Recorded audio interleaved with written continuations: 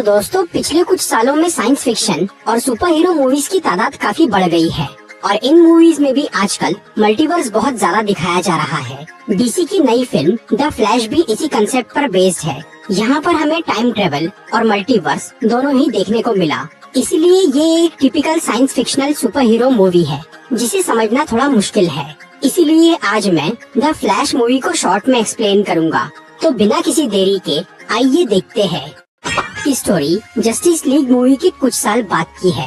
Barry Allen यानी flash अब एक फॉरेंसिक डिपार्टमेंट में काम कर रहा था और वो अपने सुपर हीरो दोस्तों के साथ मिलकर शहर की रक्षा कर रहा था। लेकिन इस सब के बावजूद भी वो खुश नहीं था क्योंकि बैरी के पिता हेनरी एलन जेल में थे क्योंकि उन पर अपनी बीवी के खून का इल्जाम था। जब बैरी 9 साल का था तब उसकी मॉम का मर्डर हो गया था जिसके लिए पुलिस ने उसके पिता को पकड़ लिया था। हालांकि हेनरी ने कुछ नहीं किया था लेकिन इस बात का कोई सबूत भी नहीं था। इसीलिए वो कई साल से जेल में कैद थे और अब हेनरी की आखिरी बार सुनवाई होने वाली थी और उन्हें बचाने का इकलौता सबूत भी बेकार हो गया था। इसी वजह से बैरी काफी परेशान हो जाता है और वो गुस्से में बहुत तेजी से दौड़ना शुरू कर देता है। पर वो जैसे ही लाइट की स्पीड को पार करता है तो वो टाइम में पीछे जाने लगता है। बैरी ने इसके पहले भी टाइम ट्रेवल किया था लेकिन वो पहले सिर्फ कुछ ही मिनट पीछे जा पाता था, लेकिन इस बार वो पूरा एक दिन पीछे चला गया था। इससे उसे ये आइडिया आता है कि वो टाइम ट्रेवल करके अपनी मॉम को भी मरने से बचा सकता है। इसीलिए वो इस बारे में ब्रूस वेन यानी बैटमैन से बात करता है, पर ब्रूस उसे अतीत से छेड़छाड़ करने को मना करता है। लेकिन फिर भी बैरी टाइम ट्रेवल करके सन 2004 में पहुंच जाता है और वो बिना किसी से मिले वहाँ एक छोटा सा बदलाव कर देता है ताकि उससे कुछ घटनाएं बदल जाए और उसकी मॉम बच जाए। इसके बाद बैरी वापस अपने समय में लौटने लगता है, लेकिन तभी एक अजीब सा आदमी वहां आकर उसे उसकी स्पीड फोर्स से बाहर धकेल देता है जिससे बैरी सन 2013 में पहुंच जाता है। पर उसे ये नहीं पता था कि वो कौन से समय में है, इसीलिए वो अपने घर चला जाता है। वहाँ बैरी को उसकी मॉम मिलती है जो कि जिंदा थी और उसके पिता भी जेल में नहीं थे।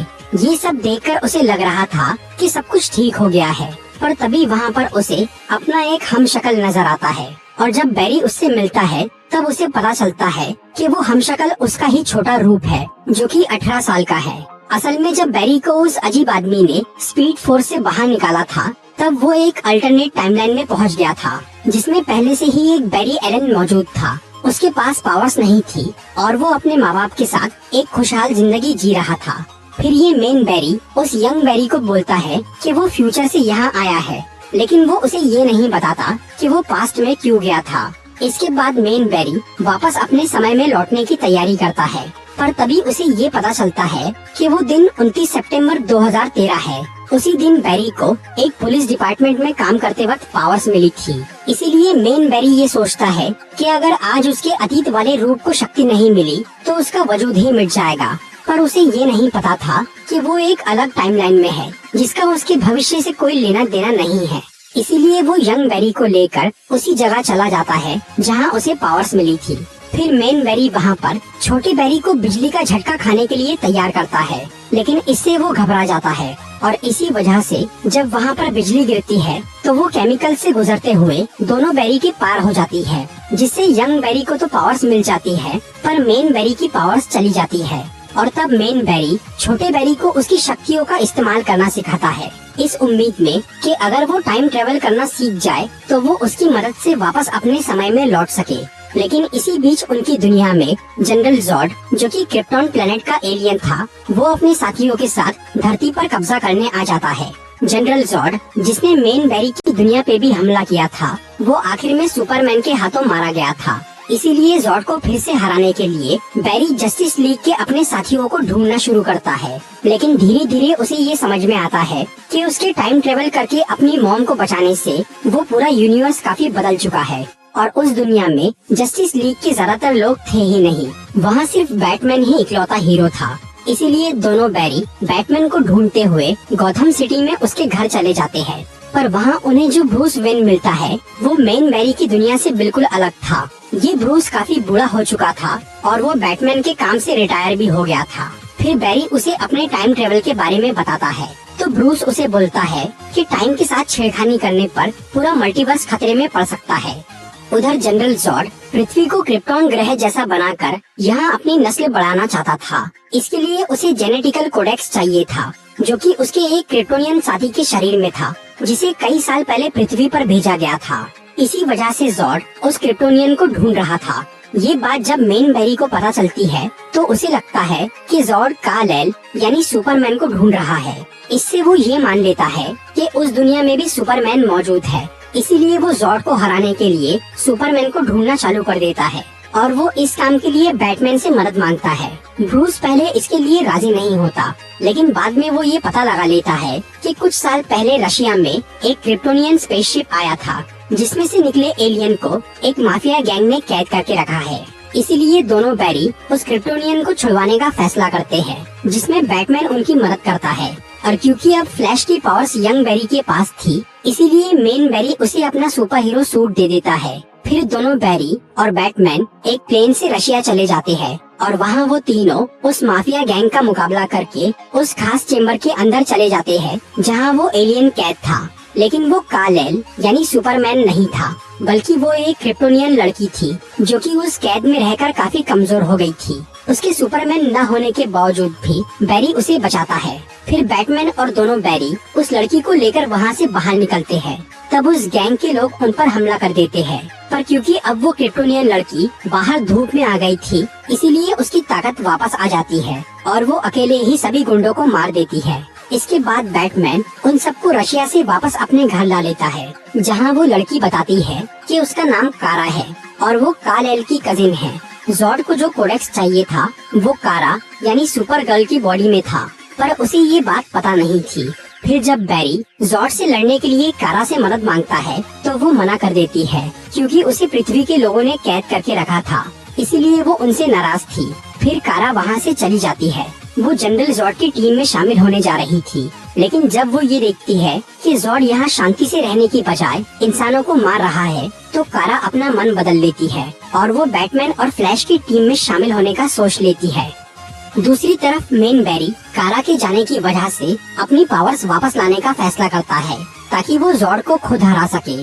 और इस काम के लिए वो फैक्ट्री से केमिकल्स लाता है और ब्रूस की मदद से एक इलेक्ट्रिकल चेयर बनाता है। पर जब वो उस चेयर को ऑन करते हैं तो उससे इतना करंट नहीं बन पाता जिससे कि बैरी को पावर्स मिल सके। लेकिन तभी वहाँ पर कारा आ जाती है और वो बैरी की हेल्प करने के लिए उसे तूफानी बारिश में आसमान में लेकर जाती है। वहाँ जब बैरी पर बिजली गिरती है तो उससे उसकी शक्तियाँ वापस आ जाती है। तब मेन बैरी अपना सुपर हीरो सूट वापस ले लेता है और यंग बैरी खुद के लिए बैटमैन के एक पुराने आर्मर से एक नया सूट बनाता है।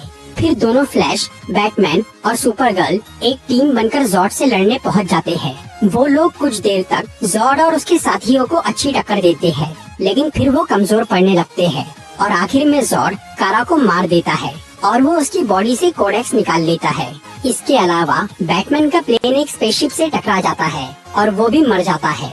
और तब जॉर्ड धरती को टेराफॉर्म करके क्रिप्टॉन जैसा बनाना शुरू कर देता है। लेकिन उधर दोनों बैरी अब तक जिंदा थे और वो अपनी ये हार बर्दाश्त नहीं कर पाते, इसीलिए वो दोनों लाइट की स्पीड से तेज दौड़कर टाइम को थोड़ा सा रिवर्स करते हैं और वो ब्रूस और कारा को मरने से पहले ही बचा लेते हैं। लेकिन कुछ देर बाद वो दोनों फिर से मारे जाते हैं। इससे मेन बैरी ये समझ जाता है कि उस यूनिवर्स में बैटमैन और सुपर गर्ल का मरना तय है और वो दुनिया भी जॉर्ड के हाथों बर्बाद होकर रहेगी। पर छोटा बैरी इस सच को स्वीकार नहीं कर पाता और वो बार बार टाइम को रिवर्स करके ब्रूस और कारा को बचाता है, लेकिन वो दोनों हर बार मारे जाते हैं। और इतनी बार टाइम ट्रेवल करने से पूरे मल्टीवर्स में दरार पड़ने लगती है। इसीलिए मेन बैरी उसे समझाता है कि वो ये सब रोक दे, पर यंग बैरी उसकी बात नहीं सुनता। तब मेन बैरी को ये एहसास होता है कि उसका पहली बार टाइम ट्रेवल करके अपनी मॉम को बचाना एक गलती थी। उसी से ये सब गड़बड़ शुरू हुई है। इसीलिए वो वापस पास्ट में जाकर सब कुछ पहले जैसा करने का सोचता है, ताकि उसकी मॉम मर जाए और सब नॉर्मल हो जाए। लेकिन तभी वो अजीब सा आदमी वहाँ आ जाता है, जिसने पहले बैरी को स्पीड फोर्स से बाहर निकाला था। वो आदमी असल में छोटे बैरी का ही भविष्य वाला रूप था, जो कि कई सालों से जॉर्ड को रोकने और बैटमैन और सुपर गर्ल को बचाने की कोशिश कर रहा था, जिससे वो बन गया था डार्क फ्लैश। और सबसे बड़ी बात ये थी कि मेन बैरी और डार्क फ्लैश एक टाइम लूप में फंस गए थे, जिसकी शुरुआत में मेन बैरी अपनी मॉम को बचाने पास्ट में जाता है। फिर यंग बेरी को पावर्स मिलती है। बाद में वो दुनिया जॉर्ड के हाथों तबाह होने लगती है।